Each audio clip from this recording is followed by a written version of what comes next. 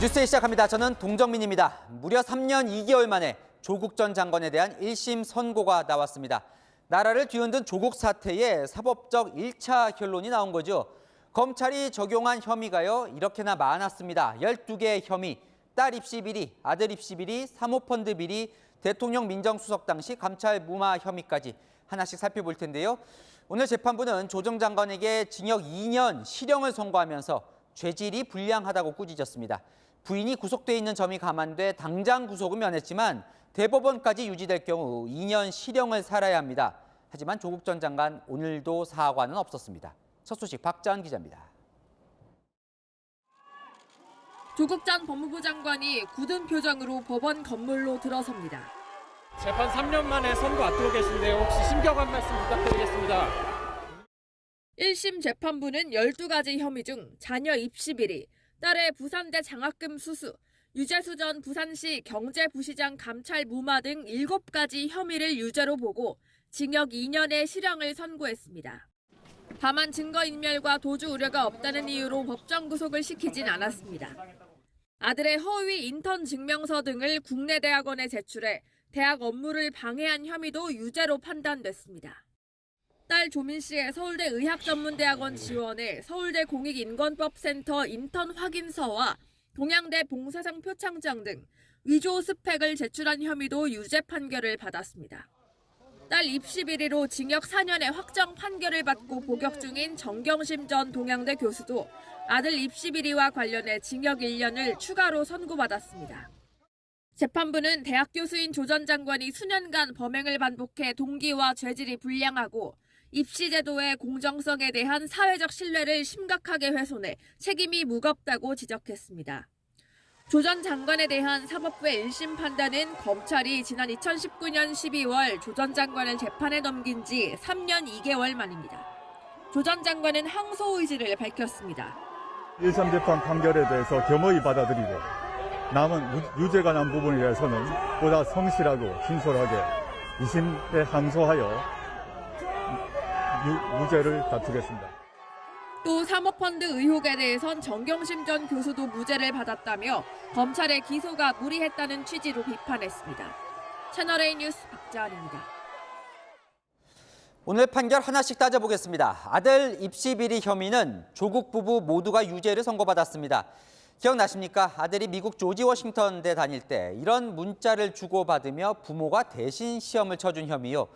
이 때문에 부인 정경심 씨의 형량은 늘어났습니다. 손인혜 기자가 이어갑니다. 아들 관련 입시 비리 혐의로 검찰이 기소한 조국 전 장관의 공소사실 6개 중 1심 재판부가 유죄로 판단한 건 5개입니다. 아들의 고교 재학 시절과 미국 대학 재학 당시, 연세대와 고려대 등 대학원 입시 지원 당시 행위들이 대부분 유죄 판단을 받은 겁니다. 한영외고 재학 시절 서울대 공익인권법센터 인턴 활동 증명서를 허위로 발급해 출석을 인정받고 조지 워싱턴대 온라인 시험을 조국 정경심 부부가 대신 풀어준 점 모두 성적 평가를 방해했다고 봤습니다. 앞서 조 전 장관은 서울대 인턴 확인서 발급 경위를 모른다고 주장했습니다. 그 센터에서 발급을 한 것을 제가 어떻게 알겠습니까?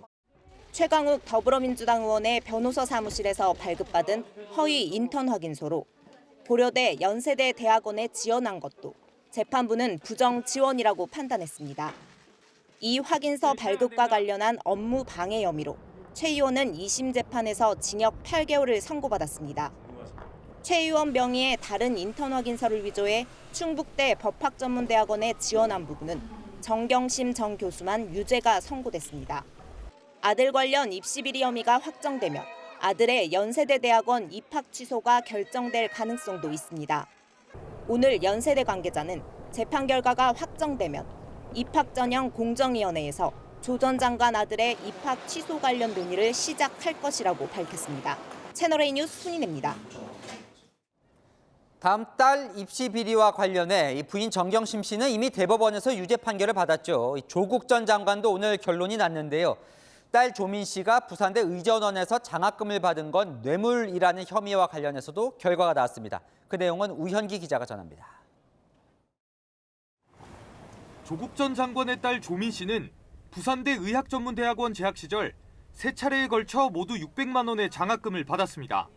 성적이 나빠 유급을 당했을 때도 학교에서 장학금을 지급했습니다. 확인해 보니까 낙제를 해서 저희 아이가 학교를 그만두려고 했기 때문에 격려 차원에서 줬다라고 그분이 말씀하시고 계신 걸 제가 보았습니다.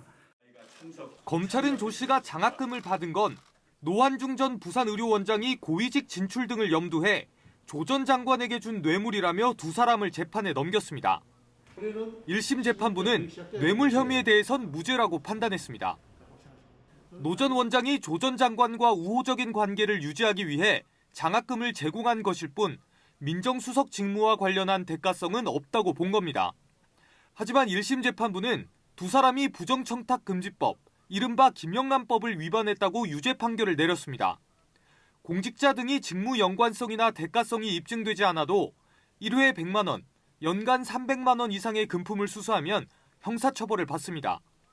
조 전 장관이 생활비를 부담하는 딸에게 학교가 장학금을 준 건 사실상 조 전 장관에게 돈을 준 것과 같다는 겁니다. 법원은 조 전 장관이 공직자로서 공정성과 청렴성을 의심받을 만한 행위를 해 책임이 가볍지 않다고 꾸짖었습니다. 노 전 원장도 징역 6월에 집행유예 1년을 선고받았습니다. 채널A 뉴스 우현기입니다. 조국 전 장관이 대통령 민정수석 시절 당시 혐의도 있었습니다. 유재수 전 부시장이 기업으로부터 금품을 받은 정황이 포착됐는데도 윗선 지시로 감찰을 무마했다는 의혹. 본인은 아니라고 했지만 백원우 당시 민정비서관과 함께 오늘 유죄 판결이 났습니다. 백승우 기자입니다. 금융위원회 국장으로 근무하며 업계 인사들로부터 수천만 원의 뇌물을 받은 유재수 전 부산시 경제부시장. 지난해 3월 대법원에서 최종 유죄 판결을 받았습니다. 그런데 유 전 부시장에 대한 비위 혐의는 지난 2017년 청와대 특별감찰반에 포착됐었지만 돌연 감찰이 중단됐습니다. 유재수 국장을 수사 의뢰해야 한다고 했습니다. 그런데 그 이후 윗선 지시로 감찰이 중단되었습니다. 윗선으로 지목된 사람은 조국 당시 청와대 민정수석, 백원우 민정비서관, 박형철 반부패 비서관이었습니다. 과거 노무현 청와대에서 근무한 유 전 부시장이 문재인 청와대 민정수석실에 구명 로비를 했고 감찰 무마로 도와줬다는 게 검찰 기소의 이유였습니다. 조국 전 법무부 장관은 과거 국회 답변에서 그건 사생활 문제라고 답해 논란이 일기도 했습니다. 근거가 약하다고 보았습니다. 그런데 그 비첩보와 관계없는 좀 사적인 문제가 나왔습니다. 그거는 프라이버시 문제라고 생각합니다. 3년이 지난 오늘 재판부는 감찰 무마 혐의에 유죄를 선고했습니다. 재판부는 민정수석으로서의 책무를 저버리고 정치권의 청탁에 따라 비위 혐의자에 대한 감찰을 중단시킨 것은 그 죄질이 불량하고 죄책도 무겁다라고 판결 이유를 설명했습니다. 함께 재판에 넘겨진 백 전 비서관에게도 징역 10개월의 실형이 선고됐습니다. 반면 박 전 비서관에게는 범행을 공모했다는 점이 증명되지 않았다며 무죄를 선고했습니다. 채널A 뉴스 백수입니다. 조국 전 장관은 오늘 이렇게 법원에 들어갔고요. 부인 정경심 씨는 구속 상태에서 따로 들어갔습니다. 나란히 법정에 선 이 유죄 판결을 받은 부부 모습은 어땠는지 김정근 기자 보도 보시고 아는 기자 이어갑니다. 조국 전 장관이 딸 조민 씨가 운전하는 차를 타고 법원에 도착했습니다. 마음고생을 반영한 듯 앞머리가 하얗게 센 조 전 장관은 기자들의 질문에 답하지 않고 빠른 걸음으로 법정으로 향합니다. 구속 상태인 정경심 전 동양대 교수는 휠체어를 타고 법정에 들어왔습니다. 피고인석에 나란히 앉은 부부는 마스크를 쓴 채 조용히 대화를 나누다 방청석을 의식한 듯 말을 멈추고 재판을 기다렸습니다. 조 전 장관은 재판 내내 종이에 무언가를 받아 적었고 무표정으로 재판부를 바라보던 정 전 교수는 조 전 장관이 징역 2년을 선고받자 크게 한숨을 내쉬기도 했습니다. 재판이 끝난 뒤 조 전 장관은 자녀 입시 비리 혐의로 징역 1년이 추가된 정 전 교수를 위로하는 듯 어깨를 두드리는 모습이 포착되기도 했습니다. 비교적 차분했던 법정 안과 달리 법원 주변에선 장외 신경전이 벌어졌습니다. 지지자 20여 명은 조 전 장관을 응원했고 조국은 죄가 없다. 김건희가 죄가 있다. 반대 측 시민단체 회원들이 이를 비방하면서 법원 건물 밖에선 소란이 벌어지기도 했습니다. 밀지 말라고! 욕하지 마세요. 알았으니까 밀지 말라고. 정치관입니다. 밀지 마세요. 밀지 마세요. 서로 욕하지 마세요. 만 3년이 훌쩍 지났지만 대한민국 여론을 두동강 냈던 조국 사태는 여전히 현재 진행형입니다. 채널A 뉴스 김정근입니다.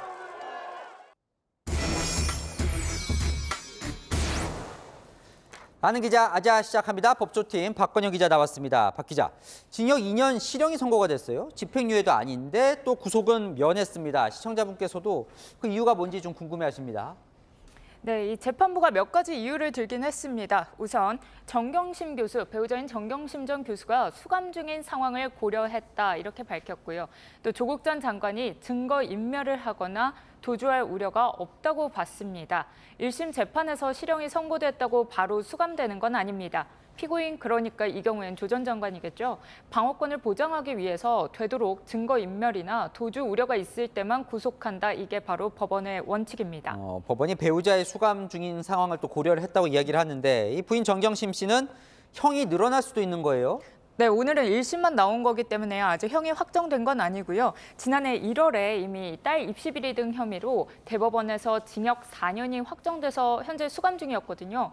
그런데 오늘 아들 입시 비리 등 이 혐의가 추가되면서 징역 1년이 더 늘어나게 된 겁니다.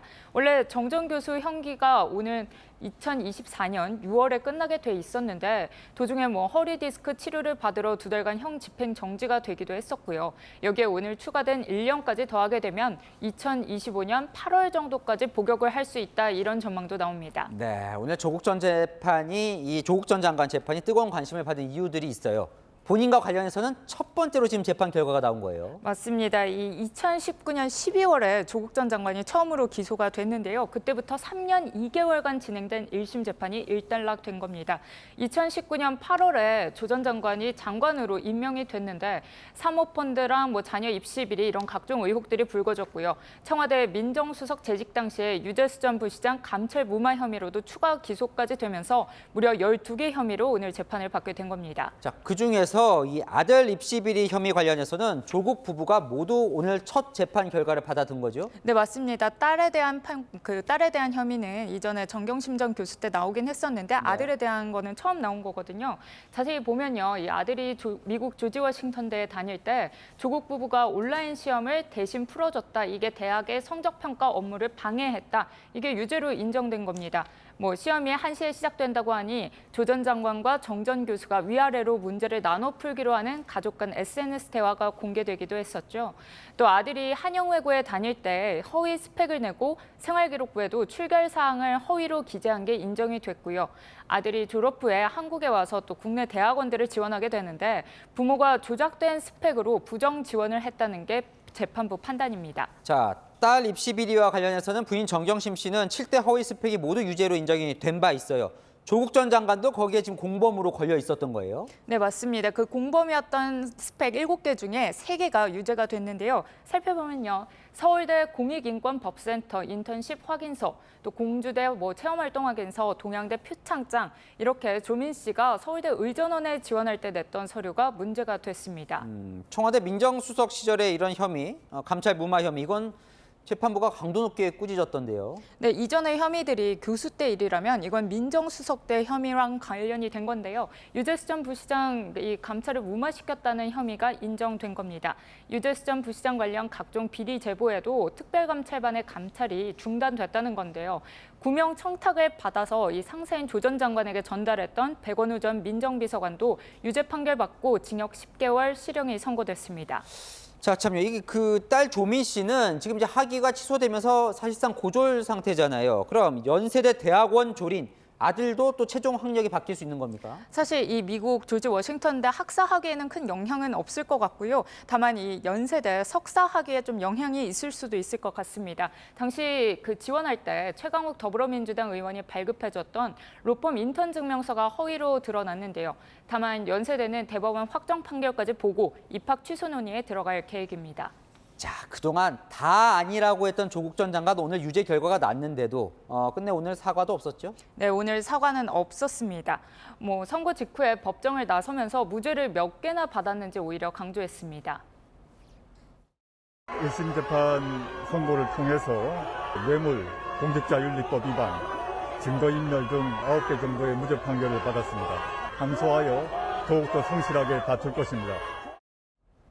하지만 재판부는 오늘 조국 부부를 향해서 교수인데도 입시제도 공정성에 대해서 이 신뢰를 심각하게 훼손했다, 이렇게 따끔하게 질책했습니다. 자, 조국의 강을 넘네 마네 했던 민주당. 오늘 결과에 반응이 나왔습니까? 민주당에선 특별한 반응을 내놓지는 않았습니다. 이전에 그 조국 수호에 앞장섰던 김용민, 또 김남국 의원들도 별도 입장을 내놓진 않고 있고요. 민주당으로서는 사법부의 판단을 존중한다던가 반대로 또 문제가 있다, 이렇게 지적하기도 힘든 상황이란 관측도 나옵니다. 한 민주당 관계자가요, 지난 3년여 동안 조 전 장관 문제로 내부 갈등을 겪은 일을 또다시 되풀이할 수는 없다며 말을 아끼기도 했고요. 당초 당 차원에서 옹호하던 조 전 장관이 1심에서 실형을 받은 건 현재 사법 리스크를 겪고 있는 이재명 대표에게도 부담이라고 판단을 한 것 같습니다. 실제 국민의힘은 논평을 내고요. 사필 규정이라면서 이재명 대표 방탄에 다 걸기로 한 민주당은 반면교사를 삼으라, 이렇게 비판하기도 했습니다. 자, 여러 차례 말씀드렸지만 오늘은 이제 1심이 나온 거고요. 2심 대법원까지 갈 것 같은데 언제쯤 될까요? 이 항소심과 대법원 확정 판결까지 다 하려면 1년 넘게 걸릴 걸로 예상이 됩니다. 정정 교수 딸 입시 비리 등 재판에서도 1심 선고부터 확정 판결까지 1년 1개월이 걸렸거든요. 조국 부부 재판과 별개로 또 딸 조민 씨는 부산대 의전원 입학 취소 처분 무효 소송, 이것도 제기돼서 지금 재판이 진행 중입니다. 그러니까 조민 씨가 의사를 계속 유지할 수 있을지 없을지가 거기서 결정이 되는 거죠. 네, 잘 들었습니다. 지금까지 아는 기자 박건영 기자였습니다. 네, 다음 소식입니다. 안철수 의원을 향해 반윤이라고 공격하던 친윤 세력들이 새로운 프레임을 들고 나왔습니다. 안 의원을 지원하는 건 당의 분열을 바라는 종북 좌파 세력이라고요. 안 의원은 윤심파리 경쟁을 그만하자고 했습니다. 최수연 기자입니다. 안철수 국민의힘 의원을 향한 반윤 공세의 수위가 점점 높아지고 있습니다. 친윤 진영의 한 여권 관계자는 민주당이나 종북좌파, 민노총 같은 반윤 세력이 전당대회에 개입해 안철수 의원을 띄우고 있다고 말했습니다. 그러면서 대통령과 당의 화합을 깨기 위해 안 의원을 지원하는 것이라고 했습니다. 이번 전당대회가 친윤 대 반윤 세력의 싸움을 넘어 친윤 대 종북 세력의 대결이라는 더 강경한 프레임을 들고 나온 겁니다. 친윤 의원들의 공개 비판도 이어졌습니다. 7월 8월 달에 혼란스러울 때 우리 안 대표님께서는 해외에 계시면서 심판하는 데 몰입했습니다. 거기서 유불리를 따졌습니다. 이에 안 의원은 윤심파리 경쟁을 그만하자고 반박했습니다. 친윤과 비윤과 반윤의 대결이라고 말을 하거나 또는 이것이 또 다른 세력과 세력 간의 연대라고 이야기하거나 이것은 결코 좋지 않다고 생각합니다. 이준석 전 대표와 가까운 천하람 전남 순천갑 당협위원장은 당대표 출마 선언을 하면서 친윤이 정부와 여당에 대한 국민 신뢰를 박살내고 있다고 말했습니다. CJ 뉴스 최순입니다. 이 윤심 논란을 지켜보는 대통령의 진심은 뭘까요? 저희 취재 결과 윤석열 대통령은 이 대통령을 팔고 다니지 말아야 한다는 뜻을 주변에 밝힌 것으로 전해졌습니다. 윤한 연대를 내세운 안철수 후보에 대한 불쾌감을 드러낸 것으로 알려지는데요. 조영민 기자 단독 보도 보시고 안철수 의원과 직접 이야기 나눠보겠습니다. 윤석열 대통령이 국민의힘 전당대회 과정에서 불거진 윤심파리 논란에 대해 불쾌한 감정을 내비친 것으로 알려졌습니다. 윤 대통령은 주변에 당 대표가 하고 싶으면 자신의 힘으로 뛰어야지, 나와 교감도 없으면서 팔고 다녀서는 안 된다는 취지로 말한 것으로 전해졌습니다. 최근 윤한연대를 내세우며 윤 대통령과의 후보 단일화, 인수위원장직 이력 등을 홍보하는 안철수 의원을 겨냥한 것으로 해석됩니다. 토트넘에서 손흥민과 그 외국 선수와 같이 서로 승리의 조합 아닙니까? 두 사람이. 그런 것처럼 저는 진짜 윤한연대라고 부르고 싶어요. 유난히 잘 어울리는 연대.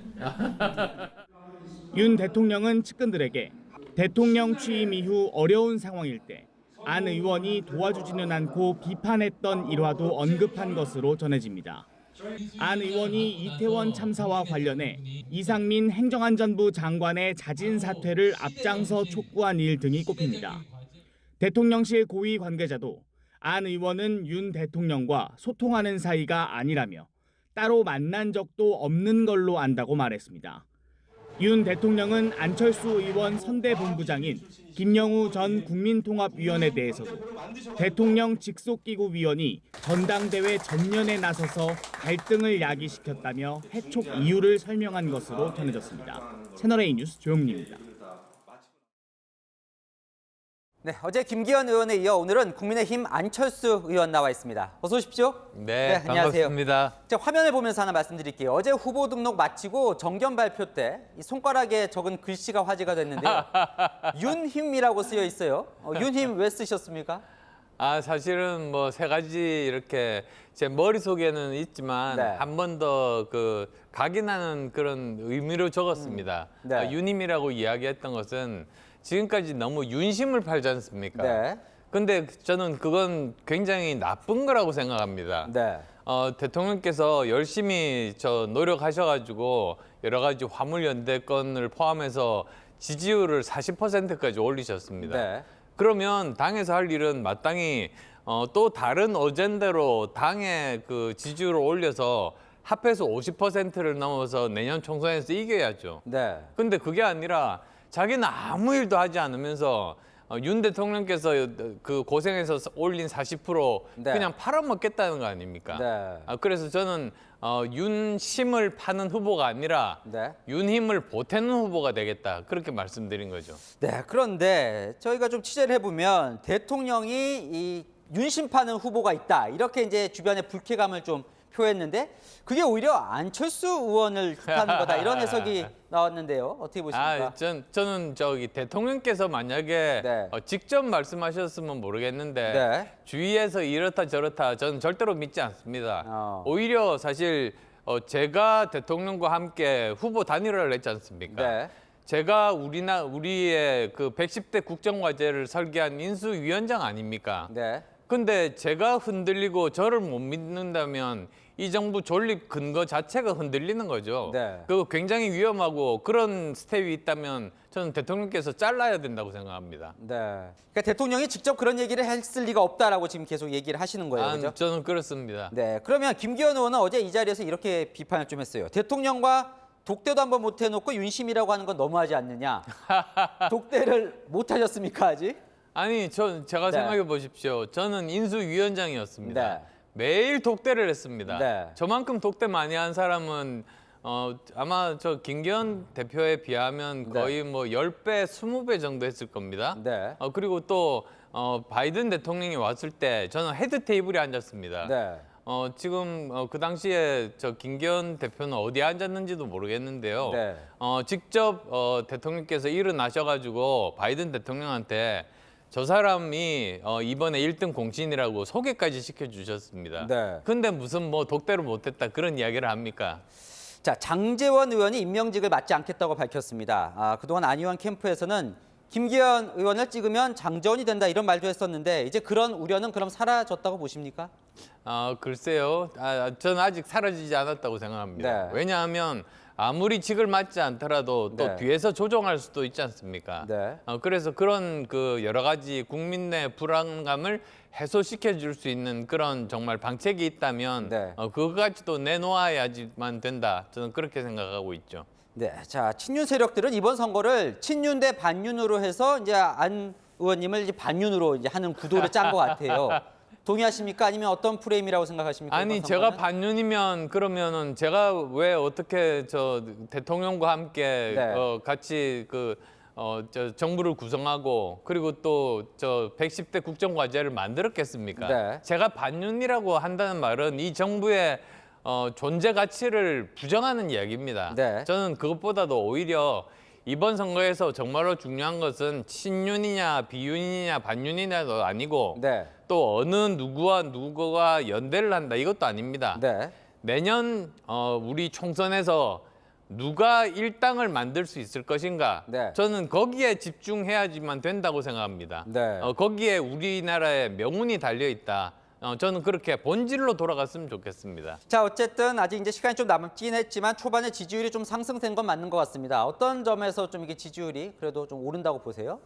아마도 지금 현재 당원분들께서 서울을 중요하게 생각하십니다. 왜냐하면 지난번에 우리가 진 이유가 전국이 진 게 아니라 서울이 졌기 때문입니다. 네. 서울에서 121석 중에서 17명이 살아남아서 151석으로 쪼그라들었거든요. 네. 근데 이번도 마찬가지입니다. 그래서 누가 서울에서 이길 수 있는가? 네. 누가 서울에 있는 중도 표심과 그리고 2030 표심을 얻을 수 있는가? 누가 사천을 하지 않을 수 있는가? 네. 이런 면에서 저에 대한 신뢰, 기대가 많다고 생각합니다. 네, 시간이 꽤 많이 지나서 이제 마지막 질문으로 채널A 시청자분들에게 왜 안 의원님이 여당 대표가 돼야 하는지 설명을 좀 해주시죠. 저는 이번 대통령직 인수위를 맡았습니다. 그 일을 완수하기 위해서도 반드시 우리가 제1당이 되어야 됩니다.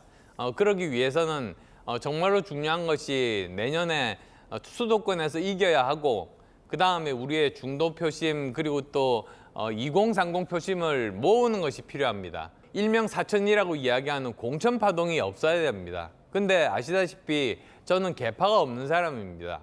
저는 오히려 정말로 그 지역에 있는 사람들이 존경을 받고 있는지 그리고 또 그 지역 발전을 위해서 일하고 있는지 그리고 또 의정 활동을 제대로 잘하고 있는지를 정말 객관적으로 평가를 해서 정말 압도적으로 잘하고 있는 분 같으면 공천을 드리고 그렇지 않다면 서로 경쟁을 붙여서 경선에서 이기는 사람이 거기에서 공천을 받는 것이 맞다고 생각합니다. 원칙대로 한다면 정말 우리 국민의힘이 지금까지의 공천 파동 정당의 이미지를 벗고 공정한 공천한 정당, 실력 공천한 정당 그런 것으로 거듭나기 위해서 최선을 다하겠습니다. 네, 지금까지 국민의힘 안철수 의원과 이야기 나눠봤습니다. 네, 오늘 말씀 감사합니다. 쌍방울 그룹의 대북 송금 의혹 관련 수사 속보입니다. 이화영 전 경기도 평화부지사가 중국 출장 보고서를 허위로 작성한 정황이 포착됐습니다. 이 보고서에 첨부한 사진에서 김성태 전 회장과 북측 인사 얼굴은 가리고 만남 장소까지 허위로 기재한 건데요. 쌍방울 그리고 북한 측과 진행한 대북 송금 논의를 철저히 숨기려 한 건 아닌지 의심이 되는 대목입니다. 성일환 기자입니다. 김성태 전 쌍방울그룹 회장과 이화영 전 경기평화부지사가 북한 송명철 조선아태위 부실장 양옆에 앉아 있습니다. 2019년 1월 17일 이 전 부지사가 김 전 회장과 북측 인사를 만나 대북 송금을 논의한 걸로 지목된 자리입니다. 하지만 이 전 부지사가 중국 심양을 다녀온 뒤 작성된 출장 결과 보고서에는 김 전 회장과 송명철 부실장의 얼굴은 가려져 있습니다. 북측 인사와 만나 이틀간 회의한 호텔도 엉뚱한 호텔로 기록돼 있습니다. 검찰은 이 전 부지사가 대북 송금 관련 논의 등을 감추려고 참석자의 얼굴도 가리고 회의 장소도 허위로 기재한 건 아닌지 의심하고 있습니다. 사진이 촬영된 술자리는 김 전 회장이 이 전 부지사가 이재명 당시 경기지사와 전화 통화를 연결해줬다고 진술한 장소입니다. 하지만 이 전 부지사 측은 두 사람을 통화하게 해준 적이 없다며 부인했습니다. 옥중에서 보낸 서신에서 쌍방울의 경기도와 이 대표를 위해 북한에 돈을 보냈다는 의혹도 완전 허구라고 일축했습니다. 검찰은 2019년 북측이 돈을 받고 작성해준 걸로 보이는 수령증 3장을 확보한 걸로 파악됐습니다. 영수증이라고 적힌 이 수령증에는 송명철 부실장의 이름이 적힌 걸로 전해졌습니다. 검찰은 이르면 오늘 밤 외국한 관리법 위반 등의 혐의로 김 전 회장을 재판에 넘길 예정입니다. 채널A 뉴스 성혜란입니다.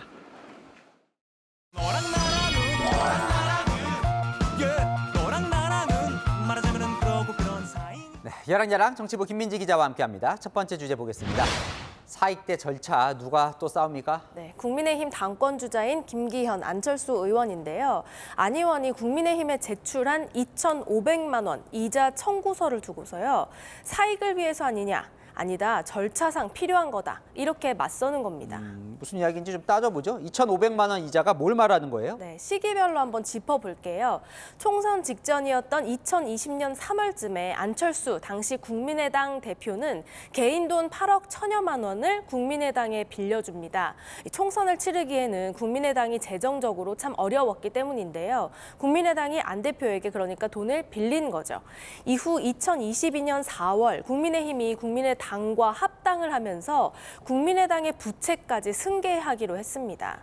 지난해 9월 국민의힘은요 8억 2천여만 원을 안 의원에게 갚습니다. 그러니까 8억 1천만 원을 빌렸는데 8억 2천만 원을 준 건 합당 이후에 이자까지 쳐준 거죠. 맞습니다. 그런데요, 지난해 10월 한 달 뒤죠. 안 의원은 당에 2,500만 원을 추가로 청구를 합니다. 그러니까 빌려준 시점부터 합당하기 전까지의 이자도 돌려줘야 한다는 취지인데요. 그러자 김기현 후보 측에서는 계산 마인드라면서 특별 당비로 기부할 수도 있지 않느냐고 비판했고요. 안 의원은 반박했습니다. 이자를 안 받으면 그건 선거법에 저촉이 된다. 선관위의 판단에 따라서 저희들이 조치를 취하고 있는 것이지. 그러니까 돈을 받으려고 하는 게 아니라 법적으로 문제가 될 수 있어서 이제 청구를 한 거다라는 건데 실제로 그렇습니까? 제가 한번 알아보니까요. 정치자금법상 국민의힘이 이자를 줘야 하는 건 맞는다고 합니다. 받아야 할 돈을 안 받는 이 채무의 면제도 일종의 기부로 해석이 되는데 이건 정해진 기부 절차에 어긋난다는데요. 그래도 김 의원 측은 비판을 이어갔습니다.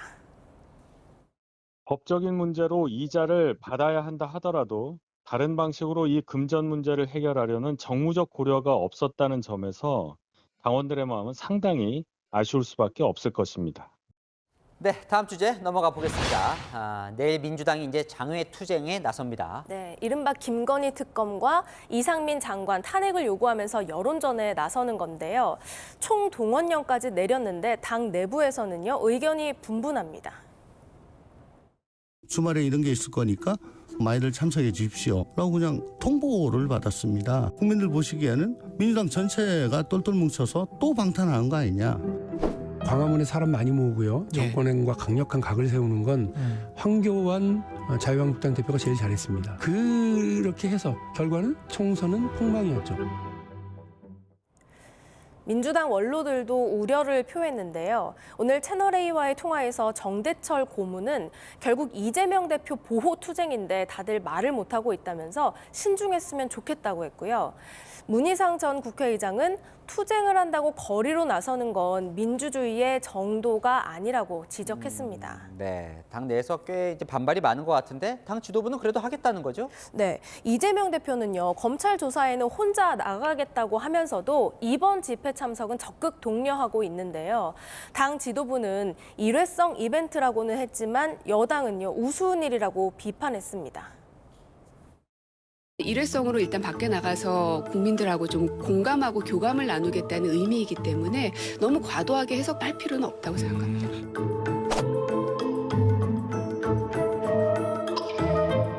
장외 투쟁은 소수당이 뜻을 국민들에게 알리기 위해서 하는 것이지 압도적인 일당이 국회를 버리고 장외 투쟁한다는 것은 누가 봐도 무서운 일입니다. 안에서 의견이 엇갈리는데 밖에서 투쟁에 힘이 실릴지 여론을 지켜봐야겠네요. 네, 지금까지 여랑야랑이었습니다. 카페로 돌진한 음주운전자가 경찰에 붙잡혔습니다. 이 손님들이 있는 상황에서 전진과 후진을 반복하며 여러 번 들이받았습니다. 이 붙잡힌 운전자는 돈 문제 때문에 들이받았다고 진술했습니다. 신선미 기자가 보도합니다. 한창 영업 중인 카페 안. 검은색 차량이 그대로 돌진해 들어옵니다. 매장 안에서 서성이던 사람들은 달려오는 차를 피해 황급히 달아납니다. 차량은 후진과 전진을 반복하며 5차례나 들이받았고 매장 안은 금세 아수라장으로 변했습니다. 안에 혼비백산돼서 막 뛰어다니셨습니다. 다들 놀라셔서 여자분들 많이 놀라셔가지고 무슨 영화에서나 보던 일이 눈앞에서 일어나니까 좀. 운전자는 50대 남성. 어제 저녁 8시 10분쯤 평소 알고 지내던 업주가 운영하는 카페로 차량을 끌고 와 돌진한 겁니다. 남성은 이 차량으로 매장을 수차례 들이받았는데요. 이 번호판이 떨어져 나갈 정도로 심하게 부서졌습니다. 매장 안에는 일부 손님이 있었지만 다행히 아무도 다치지 않았습니다. 신고를 받고 출동한 경찰은 남성을 현행범으로 체포했습니다. 음주 측정 결과 혈중 알코올 농도는 0.06%로 면허 정지 수준이었습니다. 남성은 경찰 조사에서 카페 업주가 돈을 갚지 않아 범행했다는 취지로 진술했지만 업주 측은 4, 5년 전에 이미 해결된 문제라고 반박했습니다. 받을 게 있다고 가해자 주장하고 피해자 주장하고 좀 다른 상황입니다. 경찰은 특수재물손괴와 도로교통법 위반 혐의로 남성 운전자에 대해 구속영장을 신청했습니다. 채널A 뉴스 신선미입니다. 네, 우리나라에서 집값이 가장 비싼 3인방 하면은 강남 3구인 강남 서초 송파구였습니다. 그런데 이 순서가 바뀌었습니다. 용산구가 송파구를 제치고 3위가 된 겁니다. 대통령실 이전 효과로 보입니다. 박지혜 기자입니다. 서울 용산구의 2,000세대 규모 아파트 단지입니다. 인근에 용산공원이 조성되고 있습니다.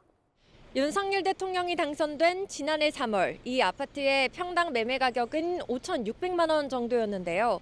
지난해 하반기부터 7천만 원을 뛰어넘었습니다. 용산이라는 그 특성이 있고 저희하고 강남 3구만 안 풀렸잖아요. 그만큼 가치가 있다는 거잖아요. 강남이 뭐 흔들립니까 쉽게? 근데 거기랑 같이 놀잖아요.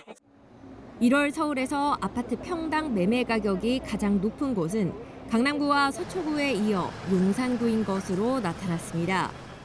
1년 전인 지난해 1월만 해도 강남, 서초, 송파에 이어 용산구가 4위였습니다.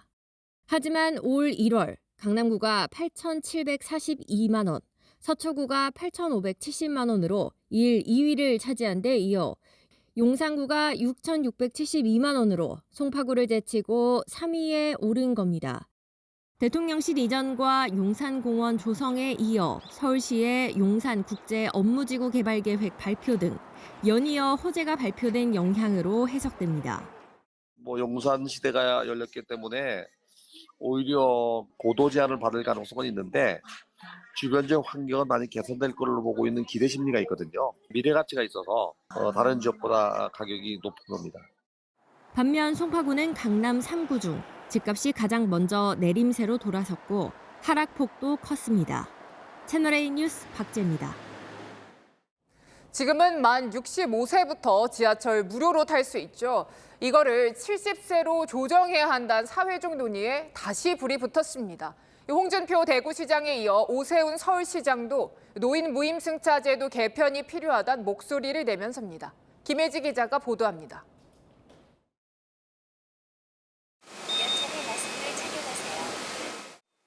현행법상 만 65세 이상은 지방자치단체가 운영하는 도시철도를 무료로 이용할 수 있습니다.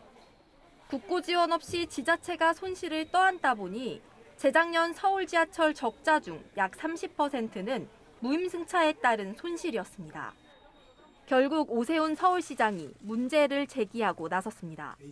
미래 세대의 버거운 부담을 지게 할 수 없다며 연령과 소득, 이용 시간대별로 감면 범위를 정하기 위해 모든 가능성을 열어놓겠다고 했습니다. 막대한 적자 탓에 서울 지하철은 4월부터 300에서 400원의 요금 인상이 예고된 상황. 일각에선 무임승차 연령을 높이는 안까지 거론됩니다. 홍준표 대구시장도 어제 지하철 무임승차 연령을 70세로 올리는 안을 검토하고 있다고 밝힌 바 있습니다. 여당 역시 무임승차 연령 상향 조정과 지자체 적자에 대한 보전 대책을 함께 묶어 추진하기로 했습니다. 무임승차 연령을 65세에서 70세로 올리면 연간 적자를 1,524억 원 줄일 수 있다는 분석 결과도 나왔습니다. 반응은 엇갈립니다. 아직도 일할 만한 나이고 또 벌 수 있는 나이고 그러니까 국가 신세지지 말고 개인 잘 능력과 60, 70대가 한국 경제 개발에 기여도도 많은데 지금 갑자기 주다가 안 준다 그러면은 조금 섭섭하지 않을까. 다만 서울시는 법 개정 없이 조례 개정만으론 무임승차 연령을 조정하기 어렵다는 법률 자문 결과에 따라 국회 등과 법 개정 논의를 이어갈 계획인 것으로 알려졌습니다. 채널A 뉴스 김예지입니다. 춘천 소양강댐의 뱃길이 끊겼습니다. 이 낡은 선박은 운항을 금지한 법 개정안이 시행되면서입니다. 배로는 10분이면 가던 길 육로는 40분 넘게 걸리는데요. 주민은 물론 관광객도 불만이 큰 상황입니다. 강경모 기자가 현장 취재했습니다. 춘천 소양강댐에 있는 선착장. 유람선부터 작은 모터보트까지 선착장에 묶여 있습니다. 곳곳엔 선박 운항을 중지한다는 현수막도 걸렸습니다. 지난 2014년 세월호 참사 이후 오래된 선박 운항을 금지하는 법이 개정됐고 7년간 유예 기간을 거쳐 본격 시행되면서 발이 묶인 겁니다. 강화 플라스틱으로 된 배는 25년, 철로 만든 배는 30년이 지나면 영업 운항할 수 없습니다. 아깝죠. 다 폐기쳐버려야 돼요. 그 배를 짓고 있는데 그럼 좀 유예를 주면 안 되냐. 그때 안 된다. 이곳에서만 20척 넘는 선박이 멈추게 됐습니다. 법 개정으로 선박 선령 제한이 걸리면서 만든 지 10년도 안 된 이 배 한 척만 현재 운항이 가능합니다. 이마저도 동절기 운항 중단으로 안전검사를 받지 않아 당장 운항을 할 수 없습니다. 배를 타고 청평사 등 관광을 하려던 여행객들은 아쉬움 속에 발길을 돌립니다. 옛날에 한 20년 전에 왔다가 오늘 새로 또 기회가 돼가지고 친구들하고 이게 들렸는데 이 배가 운항이 중단되니까 아쉬운 점은 한없이 많네요. 강 건너 오지마을 주민들도 불편함이 이만저만 아닙니다.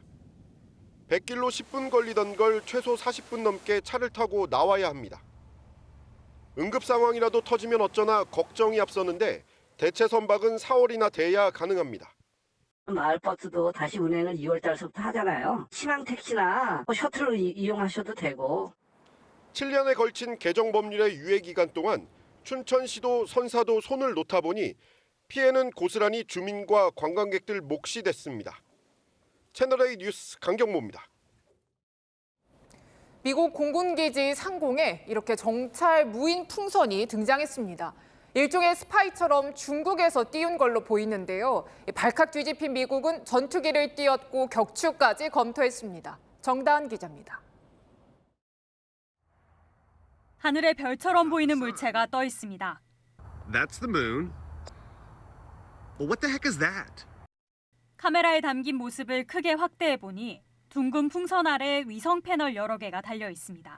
And at first I thought it was a star, but I thought that was kind of crazy because it was broad daylight and when I looked at it, it was just too big to be a star. 미 국방부는 이 풍선이 중국의 고고도 감시용 정찰기구로 확신한다고 밝혔습니다. 미 북서부 몬테나주의 공군기지 상공까지 날았는데 해당 기지엔 미국의 최신 대륙간 탄도미사일 ICBM이 배치돼 있습니다. China could be doing with this is they could be scooping up signals intelligence. In other words, they're looking at our cell phone traffic, looking at our radio traffic. They're looking at the government's command and control networks. 미국은 F-22 전투기를 띄워 격추 작전에 대비했지만 잔해 추락에 따른 인명 피해가 우려돼 실행하진 않았습니다. 중국은 정찰 풍선이 중국 소유라는 미국의 주장에 긍정도 부정도 하지 않았습니다. 我注意到有关报道，正在了解核实情况。 정찰 풍선은 미국이 대만 바로 밑에 있는 필리핀 섬을 군 기지로 확보한 데에 대한 중국의 반발이 반영됐다는 분석입니다. 모레 블링컨 미 국무장관의 중국 방문을 앞두고 불거진 정찰 풍선 사태로 미중 긴장이 다시 고조될 수 있다는 우려가 나옵니다. 채널A 뉴스 정다은입니다.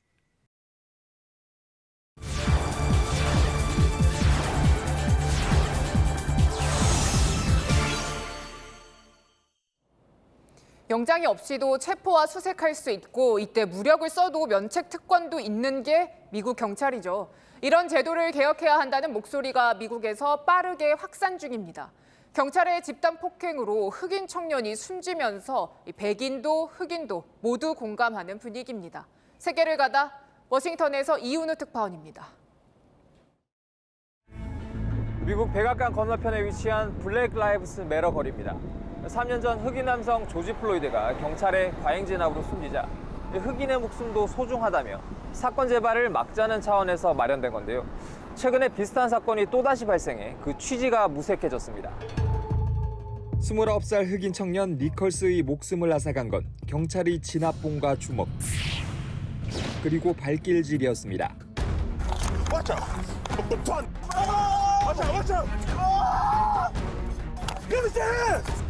미국 시민들은 경찰 폭력에 분노합니다. As a black person in America, it's expected. If a police officer sees me and I have my hoodie on and he sees me walking down the street and he thinks I'm a criminal and he thinks I'm a suspect, if it's dark out. I haven't watched any of the videos. I don't read anything about it because it's just depressing and sad. It's the same thing every time, so you don't have to learn anything new. 민심 악화는 인종을 가리지 않았습니다. Not that they're committing more crime, but that the police are enforcing laws discriminately against people of color because they are only hurting us and wasting millions of dollars in our tax money.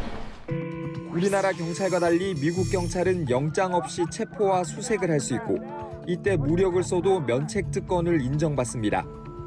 고의로 공권력을 남용하면 처벌받지만 고의를 입증하기가 쉽지 않습니다. 조지 플로이드 사건 당시 체포할 때 목조르기를 금지하고 면책 특권을 제한하는 경찰 개혁 법안도 발의됐지만 경찰 노조 반발 등으로 무산됐습니다. 또다시 들끓고 있는 경찰 개혁 요구가 이번에도 법 개정으로 이어지지 못하면 비극은 되풀이 될 것이라는 우려가 나옵니다. 워싱턴에서 채널A 뉴스 이은우입니다. 이번 주말 절기 입춘과 정월대보름이 함께 있습니다. 나들이 계획하신 분들 많을 것 같은데요. 입춘에 어울리게 낮에는 비교적 포근할 걸로 예상되지만 아침 추위는 이어가겠습니다. 일교차가 큰 만큼 옷차림 잘해주시길 바랍니다. 내일 기온 자세하게 보시면 서울은 영하 5도, 대전 영하 6도에서 출발해서 오늘만큼 춥겠고요. 한낮엔 서울이 5도, 대전 7도까지 올라서 오늘보다 조금 더 포근하겠습니다. 내일 맑은 가운데 수도권과 충청엔 미세먼지가 많이 유입됩니다. 이 모레까지도 먼지가 남아있을 가능성이 큰데요.